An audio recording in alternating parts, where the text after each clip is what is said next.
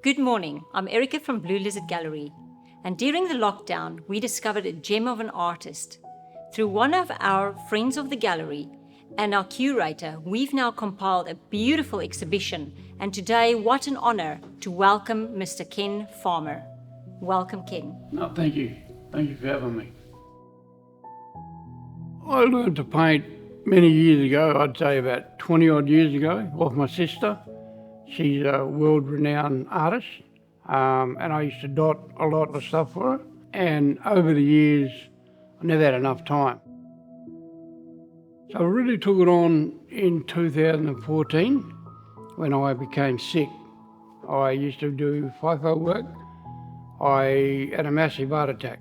And I couldn't walk or couldn't talk. So my therapy was, I believe in God as well. I did a lot of art. That's the only thing I thought I'd take my mind off what's happening with my life. Painting has opened the doors up in many ways for me, meeting people. But the beauty of the art is I get to talk to non-Indigenous people about our culture, our lives, what's happening with Aboriginal people. Through my art, it led me to a guy named Martin Phillips. He works for the Australian Navy, and he came up with this idea of painting an Aboriginal motorbike, and we done a story with the Australian Navy, and I went around the world. We come from a very famous family. My grandfather and his brothers fought for Australia in World War I and World War II. They wasn't recognised, but they called them the fighting farmers. Polly Farmer is an uncle. He was an absolutely champion footballer.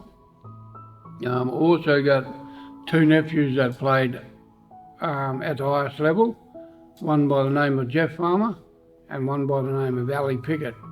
Well, the AFL is an Indigenous game.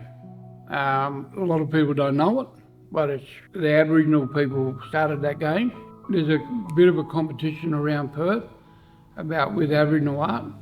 So I thought, if I can get into doing the AFL, I've got a different way of coming in with my Aboriginal art. There was an old lady that I did a bit of work with as well, old Josie Boyle. She's a magnificent woman. She told me a story that the Woggle made the Swan River, the turtles made the lakes around Perth, the blue tongue and the goanna made the path for the Aboriginal people to walk in. So that's why I paint them, and it's a big thing, a part of our culture. With all the colouring, it's natural. It's all earth colours. So you get the blue skies, you get the greens, the yellows. Every colour that you get is earthly colours.